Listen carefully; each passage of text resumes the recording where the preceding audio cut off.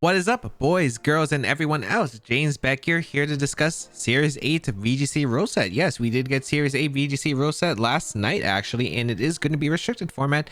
And who better to give some advice than someone who's done pretty well in a restricted format? If you don't know, 2019 was the last year we had legendary Pokemon, and I did pretty well with 2 regional wins, 3 international top cuts, including 1 win and a 2nd place as well, the other being a top 8. And then being able to get 3rd place at the World Championship that year. So yeah, I'll be discussing my knowledge of restricted formats and applying it to what I think Series 8 would look like, and give you my thoughts on what Series 8 would probably look like. But yeah, I would really appreciate it if you are going to enjoy the video to leave a like down below and leave a comment down below. Let me know your opinions on Series 8. It could be good, it could be bad, you might not like it, I can understand all of it. Let me know in the comments down below your opinions on Series 8 and what you expect to be good or maybe not that great. And if you have any disagreements with me, let me know in the comment section down below as well. But yeah, if you don't know, Series 8 rule set basically going to be your standard VGC rules: double battles, items, species clause, Dynamax, Gigantamax are going to be legal. The player timer is still going to be the exact same. All Pokemon are going to be allowed in the Pokedex, excluding mythical Pokemon. And the biggest change of Series 8 is going to be there's only going to be 1 restricted Pokemon allowed on each team, which is actually really different because in previous restricted formats, we were allowed 2 restricted Pokemon, and in 2010, we were actually allowed 3 restricted Pokemon on a team. However, you could only bring 2 in a battle during that year. But it's interesting to see 1 restricted Pokemon allowed in each team. But yeah, we actually had a format very similar to these rule sets, and we actually have the top teams available info wise, so we can actually look back at some of the teams that did really well in that tournament and kind of see like how that could progress into Series 8. So I will be sharing that later. But yeah, let's get started and go in depth about some of the restricted Pokemon. So it would take a really long time to cover every single restricted Pokemon individually. There's a lot of them, so I'm only going to go down the Gen 8 changes that have into each restricted Pokemon, and I'll be making a separate video about what I think about each restricted Pokemon and their like viability in general as a restricted. But right now I'm just going to be covering the Generation 8 changes and what makes them different from previous years. So I think one of the biggest things about Generation 8 is we got the hidden ability capsule in the DLC.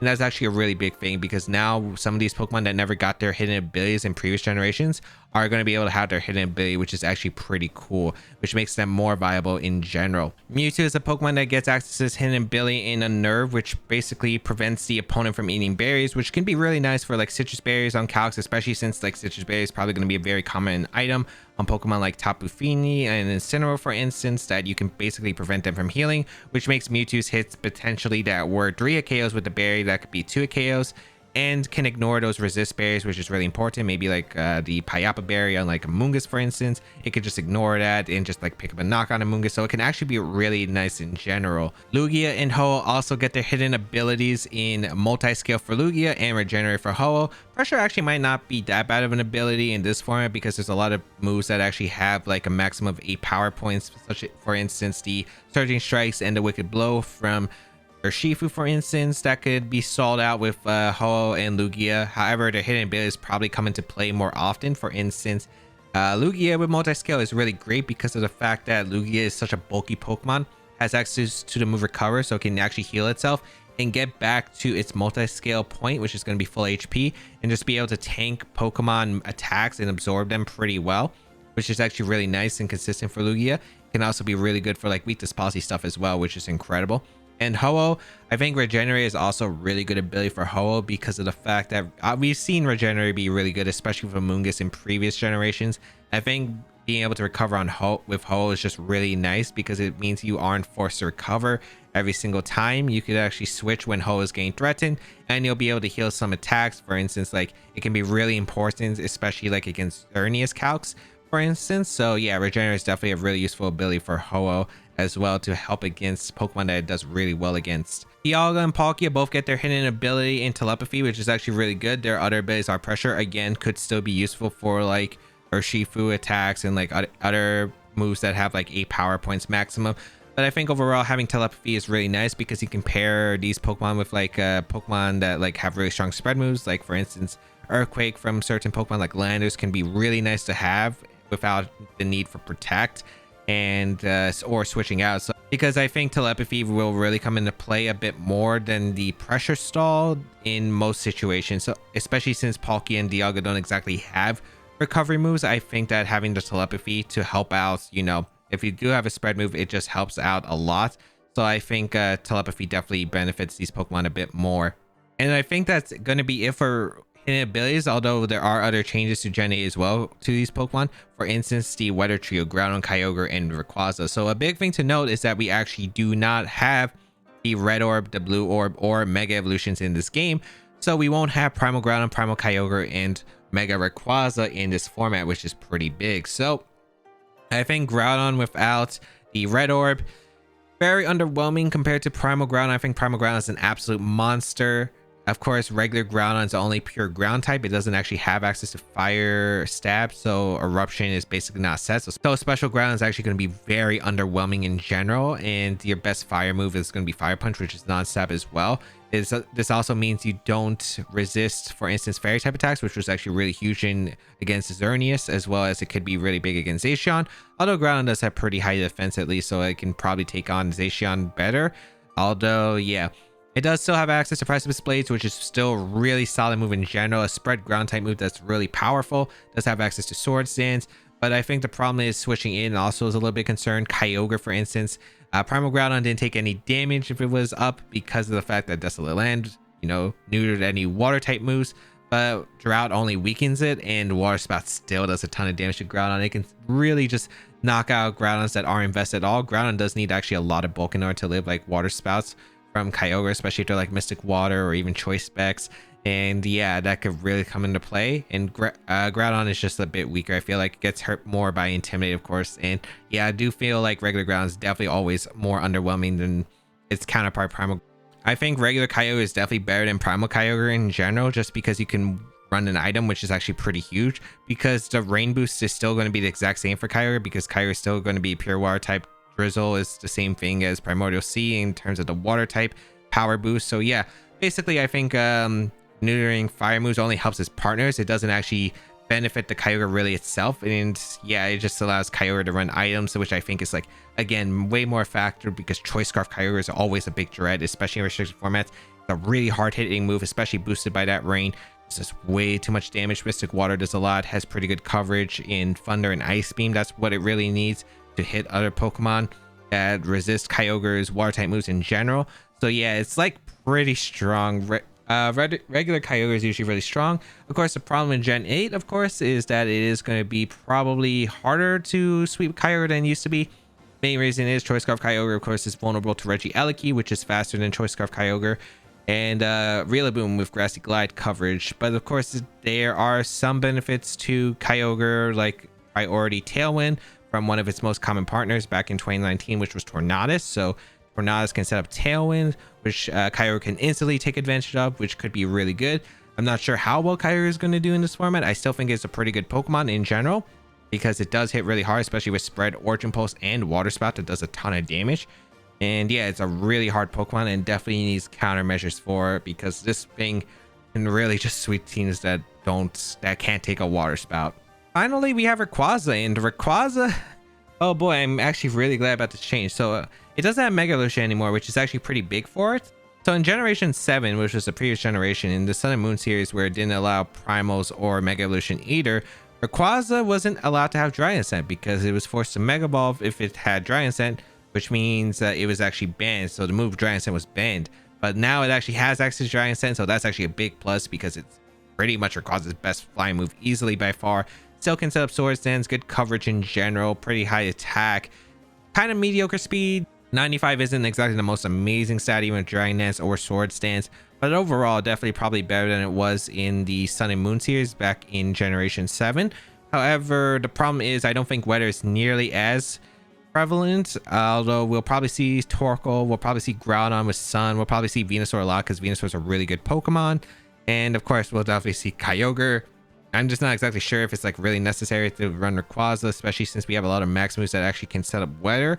And Rayquaza, of course, is weak to quite a lot of common weaknesses. It doesn't exactly have the best offensive capabilities, and its offense is like okay, but it does get slowed down by Intimidate, which is also another big factor. So Not sure if Rayquaza will be the most viable, but it's definitely more viable than it was in Sun and Moon series, and definitely can be. Dragon Send is still a really good move in general for it, so we'll see.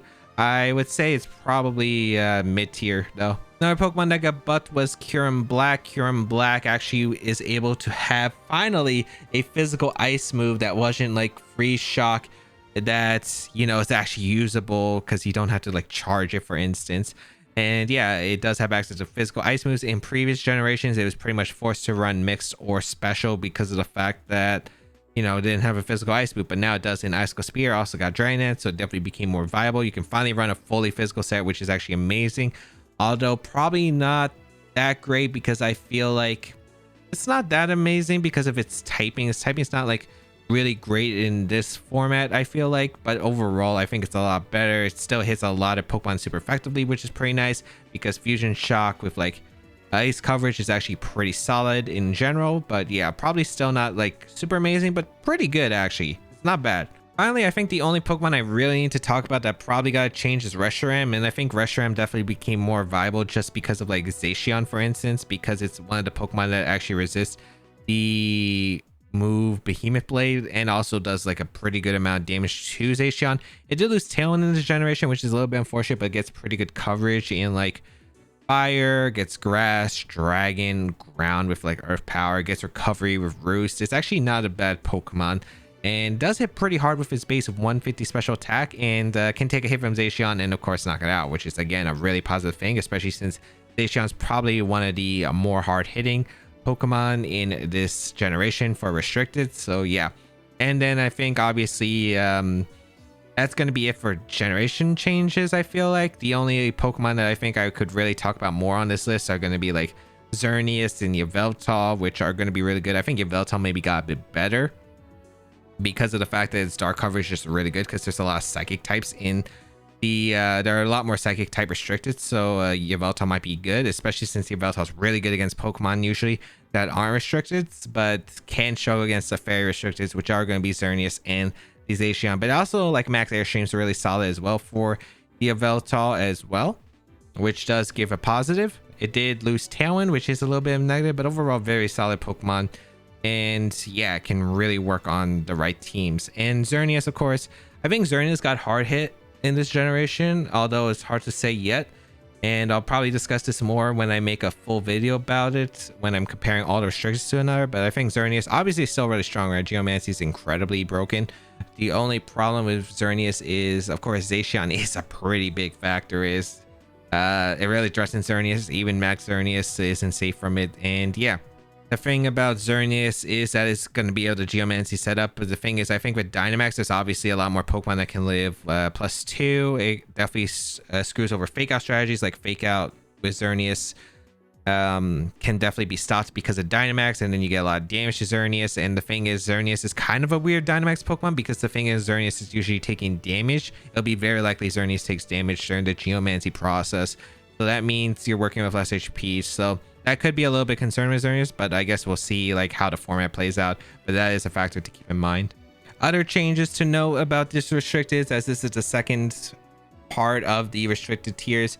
Zygarde, I think, is interesting. I think it's probably going to be one of the restrictions that I sleep on. It actually can be decent. I think the problem I have with Zygarde is that Swagger on Tapu Fini is not a thing in this format, so you can't really like easily set up like Swagger to like +3 recoil as you normally would be able to with Heal Pulse. I think the next best is like Comfey with Comfey easily with the Draining Kiss. Weakness Posse, I guess, could be like a replacement for it, but of course you can't like keep swagging yourself like that. And of course there is the downside of like not having the Misty Seed boost, which is was pretty nice because of the Ice Beam coverage that could affect Zygarde. So there is that. I think Zygarde could also work against like Zacian. It's not a bad Pokemon against it, and can wall a lot of Pokemon. There's a lot of Pokemon that actually can't really touch Zygarde. The problem is Zygarde does play super slow, and yeah, I'm not sure how well Zygarde is, but I think it could definitely be a sleeper pick. I'm not 100% sure on it though. I think Lunala definitely got nerfed a lot in this generation. I don't think Max really complements Lunala really that well. Lost Tailwind in this generation, which is actually pretty huge, I think. And there's a lot of dark coverage, I think, in this generation, where obviously there's like Urshifu, for instance, that lays speed types Lunala, which is not very pretty for Lunala at all. And yeah, I think a Shadow Shield can easily be broken, and then the strong dark or ghost moves just like really give Lunala, I think, a hard time. So I think Lunala definitely got hard hit. I think Solgaleo and Necrozma Dustman got really good though. I think Necrozma Dust and Solgaleo got really good because of the fact that they are really good steel types. I think both of their abilities are very specific in catering to what you want. Obviously, the Solgaleo got full metal body, which is basically clear body, which is, as we know with Metagross, really good for weakness policy setup. And of course, like Solgaleo gets really good attacks with it, with like Sunsteel Strike and superpower for like Max Knuckle. Also gets like Flare Blitz, Wild Charge, gets a lot of good coverage. Even Wide Guard, which is actually a pretty good move this format. And yeah, can definitely do a lot of damage while not being intimidated. Is really nice or affected stat wise. And then we got Necrozma, which is really bulky thanks to one, it gets access to both ground and steel coverage, so like Metagross can easily just boost up its stats, which really good because being able to boost up its stats, its defensive stats, so like it'll be doing less damage to Necrozma, especially with its ability on top of that being Prism Armor, which is like Solid Rock. Basically it reduces super effective hits damage by 25%, which is actually really good for Necrozma because it's really good with weakness policy. And +2, Necrozma does a lot of damage, especially with like steel spikes and quakes, and yeah, it does really hit hard. Good Trick Room users both in Solgaleo and Necrozma as well. I think they function both in and out of Trick Room as well, because they're not like the slowest vein, but it can really work against fast-paced teams. And yeah, I think they're like really good. I think these Pokemon definitely got buffed the most, as they're able to really abuse, I think, the weakness policy and the Dynamax like really well compared to like other restricteds. Then we got the new Pokemon, Zacian, Zamazenta, Internatus, and the Calyrex forms. Zacian, really good, obviously. 170 attack, 148 speed, and it gets a +1 thanks to his ability and attack. That's just actually insane. Zacian was pretty dominant in like the tournaments that was held in similar rule sets. Substitute Zacian was actually incredible, as it really could punish defensive switch-ins, and like obviously its ability, it works every time that it enters the field, so it pretty much always gets that +1, and Sub was always just incredible with it. Behemoth Blade is also an incredible move because it does double the damage against Dynamax Pokemon, so even Dynamaxing doesn't save a Pokemon from Zacian at all. And yeah, so Zacian is a really incredible Dynamax Pokemon. I think it just does so much damage with Behemoth Blade, can hide behind a sub, which is really nice because it can really affect it. It's actually pretty decently bulky as well. Fast speed. This Pokemon can do everything basically. This Pokemon's actually insane. Swords Dance too. Decent coverage. You're pretty much only going to need Behemoth Blade, which is from Iron Head, and then Close Combat. Although maybe you'll opt for Wild Charge or Play Rough. Those are fine as well. Has options for Swords Dance as well. It's just a really good Pokemon in general. Zamazenta, unfortunately, the opposite of it is pretty much everything you don't want in it, unfortunately. I feel like if Zamazenta at least got Body Press, or, you know, maybe like Follow Me as well, I think it'd actually be not the worst Pokemon, but yeah, Zamazenta, not great, unfortunately. It doesn't do damage. Its offensive tools aren't exactly amazing. It's a support legendary. Support restrictions don't really do that well. They really don't. And the Zamazenta basically doesn't really have the best moves in general. Even its equivalent of Behemoth Blade just doesn't really do much damage because Zamazenta does not do damage. Doesn't get Body Press, which I don't get why. It gets a +1 defense every time it enters the field, but why doesn't it get Body Press? I have no clue.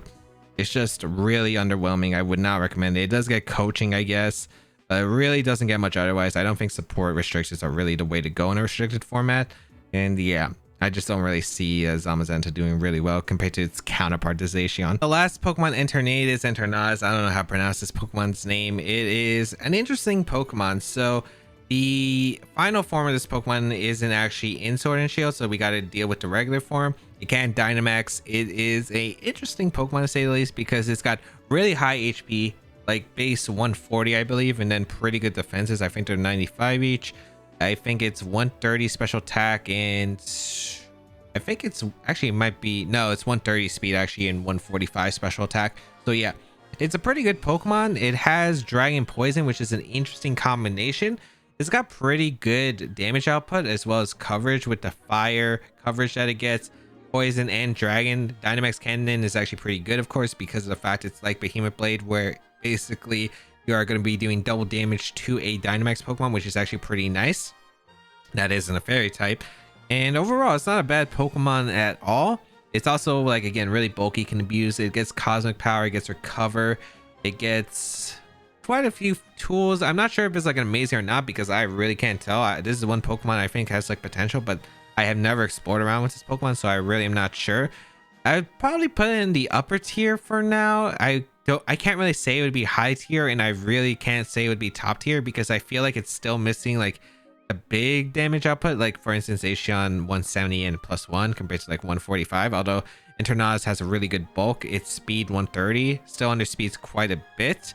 And yeah, I'm just not exactly too sure about this Pokemon, because it does get hit super effectively, I feel, by like a lot of the other restricted. So I feel like it'd be tough, but overall, I do not think it's a bad Pokemon. It's got really good stats, got pretty good rolls. I just feel like it's missing something for some reason, and that might be its broken utter form that we don't have access to, thankfully.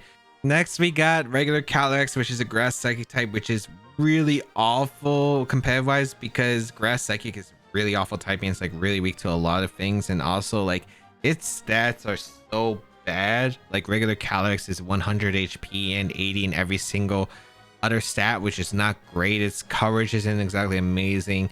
I just really I couldn't recommend this. You definitely use the fused forms, that's why it's broken. But yeah, regular Calyrex, stay away from it. It's not really that amazing at all, I think. Just because it's like so underwhelming compared to other restrictors, has so many weaknesses. Even a lot of the common non-restricteds do so well against it. It just, yeah, just stick to the others, which are the better ones. Next, we got the fused forms of Calyrex. These are pretty good, the Ice Rider and the Shadow Rider Calyrex. And Ice Rider, pretty good. They both get access to Trick Room, actually. And yeah, the Ice Rider is the one mainly for Trick Room, base 50 speed. So it's like Glacier combined with Calyrex combined. Glacier was an insane Pokemon in Series 7, and with Calyrex's fused form, it's actually even more insane that it can even set up its own Trick Room and even has buff stats while being able to hold an item and 2 abilities in one. For instance, all as one. If you don't know, as one is 2 abilities combined. It combines Glacier's ability, which is like the Moxie, Glacier, Nye, or Nay, or however you want to pronounce it, and a Nerve.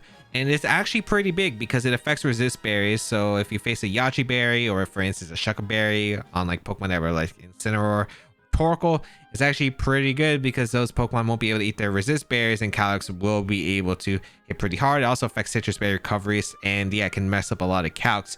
So really insane. It gets a signature move in Glacial Lance, which is a 130 base power ice move that is spread damage, by the way. So it is really hard, especially this thing has a massive attack stat. So yeah, it can do a ton of damage, has really good coverage because it has Calyrex and Glacier's moveset combined. It does have access to sub psychic moves. I think the psychic typing might be worse in general though. It does give, you know, more weaknesses, and I don't think the stab psychic moves is really worth it on the Ice Rider Calyrex, but the access to Trick Room is still really amazing, I feel like, and it does do a ton of damage. It's super bulky as well. It's really hard to KO. Of course, the downfall is it's really slow. Gets hit very effectively by just Pokemon in general because ice coverage is like really weak to a lot of common typings. And yeah, I think that would be the biggest concern. But if Ice Calyrex is able to get into the right position, it does so much, and Glacial Lance is really hard to switch into. Like, I've seen Helping Hand Glacial Lance just one-shot Kyogre, which is absolutely insane. And yeah, I think it's a pretty good Pokemon, especially with its max moves being able to boost its defenses as well. And of course, this ability is insane because once it gets one KO, it can just start stacking up those KOs. And then we got the Ghost Rider, and I think Ghost Rider or Shadow Rider, as it's officially announced or named, is pretty good actually. I think a lot of people actually memed about this, saying, oh, just run a dark type and you'll be good, or run a ghost type, you'll be good. It's 4 times weak to those. But I actually think this is probably the dark horse candidate. I think Spectre was the dark horse candidate Series 7, and then looked at Spectre. Spectre actually dominated the later half in VGC, and I think the Ghost Rider is definitely the same. It gets a lot of access to support moves, which is actually really weird. Gets like every single support move you would really want, like except Follow Me. It gets like Heal Pulse, Pollen Puff. It gets it just gets a lot actually. It gets Trick Room too. But I think the great thing about this Ghost Rider, 150 base speed. That's faster than Zacian. That's actually pretty insane. It's one of the fastest Pokemon in the game. And yeah, it will literally just do a lot of damage. Astral Barrage is a spread ghost type move that does 120 base power and is spread like Glacial Lance. And yeah, it's pretty strong with Grimnia's ability as one with the Unnerve, very effective. It just does a lot with Expanding Force as well. Like this one usually probably takes more advantage of like Expanding Force than the other one. And yeah, it can really just hit hard with moves. It just is really fast. I think it has really good potential, especially since it has, again, a good support moveset. Taunt is nice. Wisp is nice. It has a lot of good moves. Even offensively, it's actually pretty good. It gets access to, obviously, Expanding Force and the Astral Barrage. It gets access to Mudshot, which is max ground coverage. Max Strike. Hyper Beam is actually still pretty good. It gets access to Nasty Plot too. Gets access to Leaf Storm, Energy Ball, which is not bad. I wouldn't recommend them personally. I don't think they're worth it. But yeah, it just hits really hard and can do a lot of damage. So yeah, I think it's definitely a big threat, especially since it can stack up KOs. One KO, he goes just like really big sweeping potential with its powerful spread moves and doesn't have to rely on Trick Room like the other Calyrex form.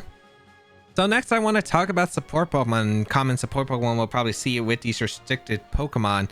So I think very commonly we'll probably see like a combination of these. There might be some I'm forgetting. I think I definitely didn't want to fit like too much information. Although I will mention Clefairy, Grimmsnarl that are not on there. Probably really good support Pokemon that can be paired with the restricteds. And yeah, let's get into it. So Regigigas and Weezing. I think Weezing is probably better in restricted formats than it is in without it, because I think legendaries do really like their abilities, of course. I think, for instance, being able to shut down, for instance, Kyogre's Weather or the Fairy Aura / Dark Aura on Yveltal and Xerneas are really huge because it affects a lot of Calcs. And being able to affect, of course, Prism Armor on the Necrozma or Full Metal Body on the Solgaleo is also huge. So I think Weezing and Regigigas actually get better, especially since Regigigas actually, if we don't include Slow Start into the equation, that Regigigas is just like really can match up actually to these restricted Pokemon and do a ton of damage in general. So I think Weezing also with the support with like Wisp and Taunt is actually super good against these restrictions as well, which is really nice. I think both of these Pokemon definitely are great in the upcoming format because shutting down abilities, especially since like there are a lot of abilities that are used to support, for instance Intimidate, like as usual, I think having to shut them down as well as the restricted Pokemon's ability, not having to worry about yours being really that big of a factor, is like really clutch. Of course, there is one thing to note, is that the Weezing's ability actually does not negate Calyrex's abilities, and the Shadow Rider and the Ice Rider actually do ignore the neutralizing gas. So as one could actually be a good pairing for Weezing and Regigigas, but that also could be like a pretty good factor against these Pokemon as well, so to keep in mind. Torquel, I think Sun is pretty good. I actually think Torquel might be better than Ground in my opinion, and I do think that is my opinion, that Torquel is better, because I think having a Pokemon that can... Torquel is one of the best Pokemon I think against Zacian, just because like it walls Zacian with a high base defense and can like deal a lot of damage, if not knock out, with like a sun boosted fire move. So I do think that Torquel is better than Groudon because it can reliably deal with Zacian a lot better, even through Intimidate and stuff. So yeah, I do prefer Torquel, and I think Torquel is really good, of course. Like Torquel's always been good. Sun is really good. I think Venusaur is really good, of course. So yeah, I'm no surprise to see Torquel, because it does really well against Zacian, because that is the main key, I think, factor here. And then I think with how important usually restricted Calcs are, for instance, in legendary formats, Calcs are so important because like it's up to the slightest minimum. You usually have to like use all your resources to survive like maybe even one hit, for instance. For example, Incineroar in previous format, in order to live a Xerneas Moonblast after a Geomancy boost, you have to invest nearly all special defense investment. You literally had to go nearly max HP, max special defense in order to live it. And that is a pretty big calc, for instance, unless you were Assault Vest. But yeah, I think moves or like things like Wildfire, Vine Lash, that extra chip damage from Vocalith are going to be really big factors, because it can mean the meaning of life and death, especially with all like these powerful moves. Of course, Kyogre, Water Spout, Xerneas, Moonblast, and Dazzling Gleam after Geomancy, Yveltal's Dark Aura attacks, weakness policy boosted attacks in general, especially from these really high base stat Pokemon. Like these Calcs are like so hard to get, and usually these Wildfire Calcs, like they affect so much. Like the residual 1/6 damage is actually just insane in my opinion. That will really swing the factor. So I think that these chip moves are even more busted in this format than in previous formats, because it literally changes the fact of do you survive to like instant KO, and I think that's absolutely huge in this kind of format. So, and Venusaur is just a really good Pokemon in general because it beats like it beats Groudon and it pretty much beats Kyogre as well. Damage output wise, Vine Lash damage is absolutely incredible. It does okay against Xerneas as well. I think Venusaur is actually in the same Pokemon, can hit Zacian really hard with like Max Quake and outspeed it with Max Quake, or even Weather Ball Max Flare could work. I think Venusaur is absolutely insane. Charizard damage output, it's kind of like a restricted. It actually does so much damage in the sun with solar power, especially the Life Orb fire move. It's actually incredible. And then it also like resists most of the common Zacian moveset, as the common Zacian moveset's like Sub, Close Combat, Iron Head, and Protect. And then the Charizard basically walls it, and then like Wildfire or Airstream, break the Sub into Wildfire. It's just incredible. And then I think Colossal is still gonna be big. Colossal is still gonna be a headache. I feel like Vocalip is actually pretty insane in the format in general. It does pretty decent against a lot of restricteds. For instance, dealing with Zacian, for instance, it is absolutely huge. Does big damage to Yveltal, even Xerneas, for instance. Also, it resists Xerneas attacks, which is also really nice for it. It just does so much damage. Vocalip will chip as well with the weakness policy, and yeah, it doesn't cost a restricted slot and does pretty well against them. So Colossal, will probably see those Pokemon doing even better in this format than in previous formats, which is actually insane. Landorus, I think Landorus actually gets a lot better. I think Landorus is a lot better than this, because I think common support Pokemon like Eliki, Landorus is really good to cover, like for instance Xerneas. Intimidate is good for Zacian, of course. I think Landorus definitely gets better in this format, especially against like common Pokemon. Helps against Ho-Oh, which is really nice. I think Intimidate, again, really valuable ability here, especially Zacian is pretty huge. And I think Landorus is just like really good in this format because of that, like being able to have really good max moves as well, good stats. I think Landorus is just a great support Pokemon for restricted. Incineroar also for the same case, Fake Out, Intimidate, Parting Shot, Momentum, Taunt. Just as always, like these Pokemon are always good. Landorus is probably like a lot better than it is in normal than in previous restricted formats. Incineroar is still, of course, good as always. Of course, it did lose Roar, which is a big problem for Incineroar because that's how it denied Geomancy. But at least Parting Shot can at least slow down Xerneas decently enough. Urshifu is still really good. Dark Urshifu is really good against some of the restricted. It's really hard, and yeah, I think it's still pretty insane that Urshifu is still going to be really good. Just has to worry about the fairy types, but if you can get past the fairy types, it's still really good against like a lot of the support mons in general. Porygon 2, pretty much what you would expect. Trick Room, Eerie Impulse, just really bulky, can recover, stall out some max moves. Just really bulky in general, takes attacks really well and can usually recover off the damage to stall out max turns. Eerie Impulse is of course really good against like some of the special restricted, and yeah, there's no faults in Porygon 2. Regieleki, absolutely insane, outspeeds Scarf Kyogre, which is actually very big. Being able to like Electro Web to slow down a lot of the fast stress, like it's faster than every single restricted Pokemon on the list. It's literally the fastest Pokemon, and Electro Web is actually just insane for that speed coverage. I feel like a lot of them are going to be timid this series, and yeah, that's gonna be annoying because I think max speed Eleki is actually going to be like really common, but I guess we'll see. Amoonguss, of course, I think Sleep is obviously like quite insane, especially in restricted formats, because being able to slow down the big damage that's coming out of the way by neutering them by Sleep is really good. Clear Smog is also like another option. Of course, Zacian does really well against Amoonguss, of course, so that is one thing to note, but it's still really good against like Pokemon like Kyogre and Xerneas, for instance, and can usually put things to sleep. Focus Sash is pretty common, and I wouldn't be surprised to see Focus Sash on Amoonguss in this generation, but we'll see what happens with Amoonguss. And then we have like the support Pokemon Dusclops. I mean, Dusclops is kind of weird because I feel like Dusclops is going to be one of the Pokemon that could either fall off or like increase.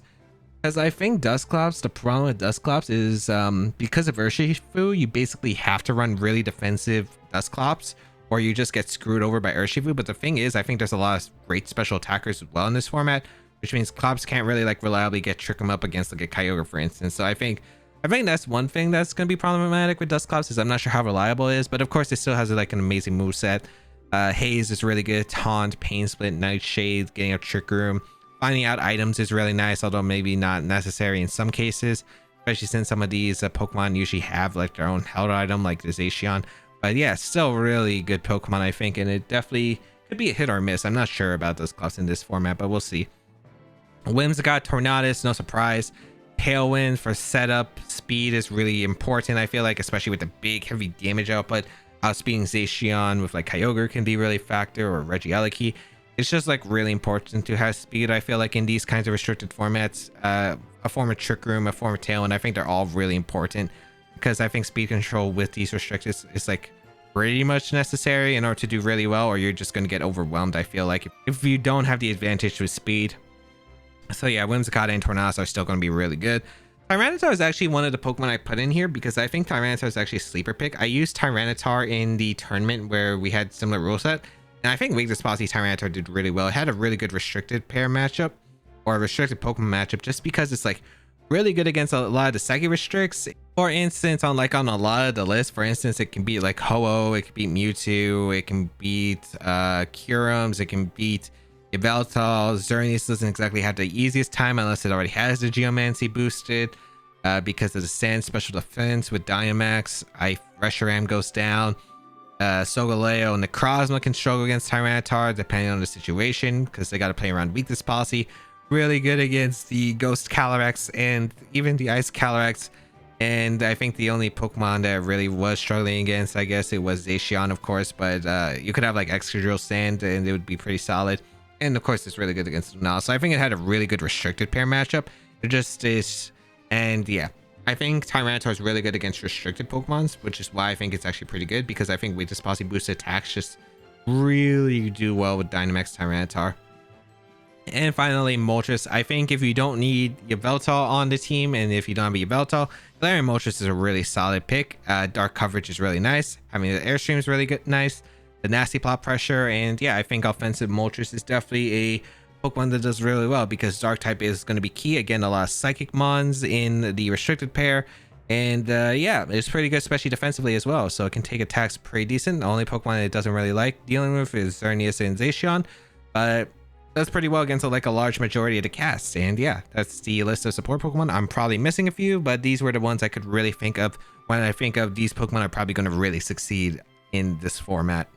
So if you don't know, there was a Battle of Legends tournament back in October that allowed one restricted Pokemon or one mythical Pokemon on your team. This happened in October, and you know, there's obviously that mythical Pokemon difference. There were no Calyrex forms because it did happen before the Crown Tundra was released, but I think this is really good data to have because we can see teams that, like, you know, play very similarly to what we're about to face. So I think it's always just great. I'll leave the link in the description down below. Thanks to Liberty Note for posting this data right here.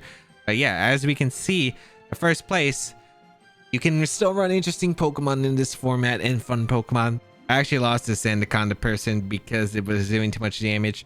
There's obviously some teams that probably do have to be adjusted. I think Mechalucas' team, for instance, it's probably a really solid team. The problem for me is 4 rock weaknesses isn't amazing, and Ho-Oh looks like a big concern for the team because I don't think that team can beat Ho-Oh. Like, it really can't beat it.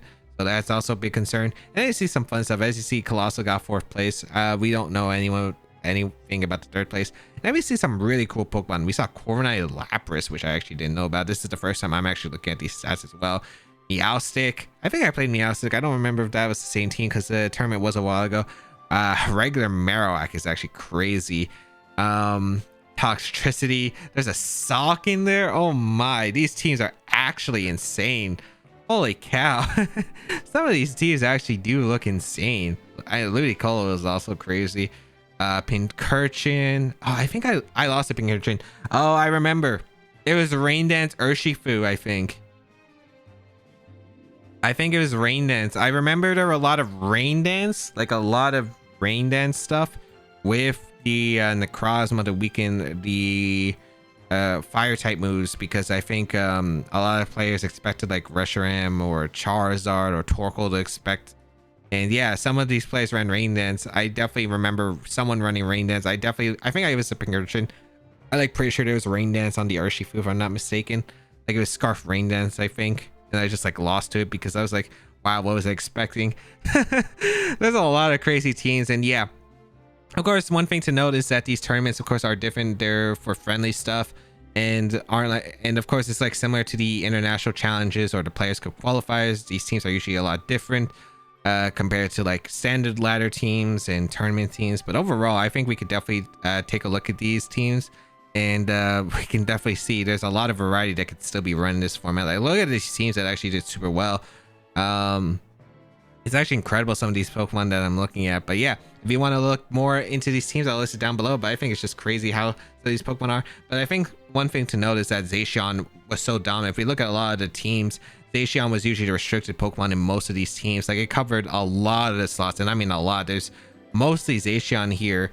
Of course, no Calyrex, so I don't know if Calyrex's data is going to be thing. But obviously it wasn't. There's obviously some Pokemon that weren't as popular, but yeah, I think it's kind of crazy that Zacian took that many top slots in this tournament. But yeah, so what are my initial thoughts on the format? I actually played this on stream. If you haven't already followed my Twitch channel, I'll probably be streaming this format as usual, and I'll be talking about my thoughts for the next couple of days. But from what I anticipated and what I gathered from what I battled, I think the format might heavily be matchup based because of having one restricted. I think usually in having a format of two restricteds, like there were some bad matchups obviously, and there were some matchups you would only bring one restricted. I think that was just like generally fine for the most part, because there were going to be that cases. I think restricted formats always usually have that kind of matchup reliance, but I think one restricted kind of like corners it a bit immensely, because having no restricteds to deal with their one restricted, I think is worse than having one restricted having to deal with two restricteds in general, I think, for the most part. So yeah, I do think that it is probably going to be matchup based, but I'm not exactly too sure. Like I could be completely wrong on this, but from what I experienced, there are like a lot of tough matchups. I feel like that it was just like really hard to cover with just a support Pokemon alone. But you know, we'll see how it goes. I do think that this is going to be heavily matchup based because of having one restricted though. Zacian will probably be the most popular restricted for at least the first half.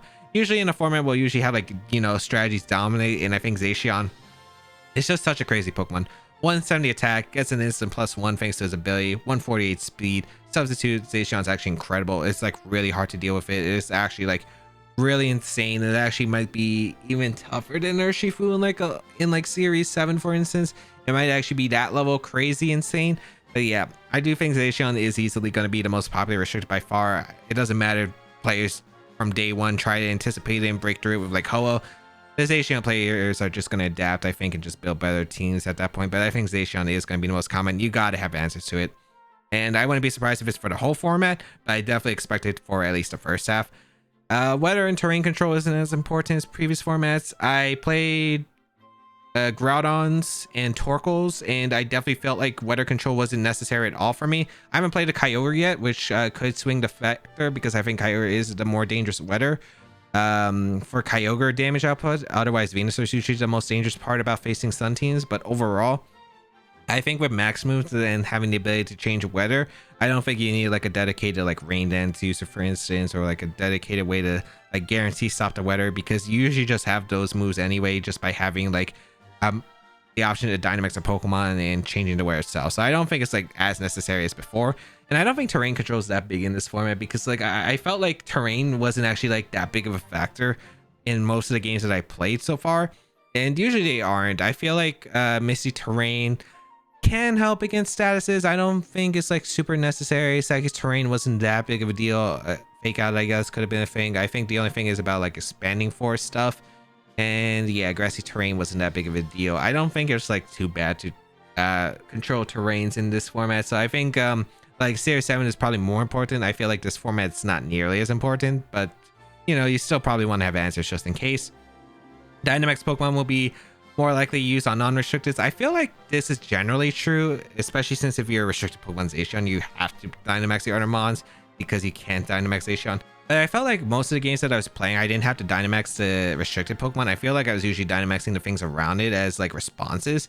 So yeah, I definitely feel like for most cases, especially since Zacian will be the #1 Pokemon, Dynamaxing on the support Pokemon are going to be more important than the restricted Pokemon itself. Because I don't think like the restricted Pokemons need to Dynamax either.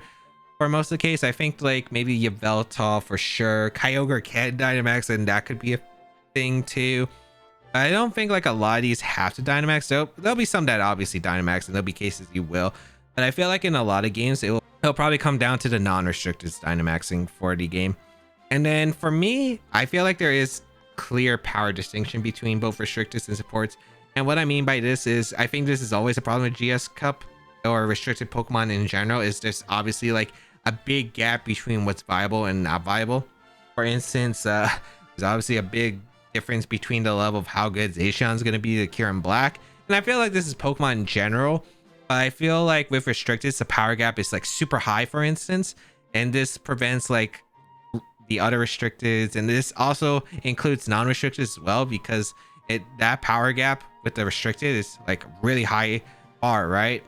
So even like even the Pokemon that aren't restricted are also going to face that power gap as well. And this is what usually leads to like less variety in GS Cup or restricted formats in general. The viability of like some Pokemon that like work in like a national dex format just like drops immensely. So this is the reason why you don't see as much variety as you do in GS Cup when it comes to the support mons. There might be a few that rise, a few that fall, of course, but that's just like how it generally goes, I feel like. And yeah, I think it's going to be big for this. And I don't know how it's going to affect this format wise. There's definitely a big clear difference of like support Pokemon that are like really good to like ones that aren't going to be great. And it's obviously highlighted more by the fact that we have these high restricted Pokemon with this high damaging output moves and stats that just does way too much damage, to where you need Pokemon with good stats in order to at least take the attacks well, as compared to like, you know, non-restricted formats. So yeah, it might affect some people's enjoyment of playing it because there is high damage output.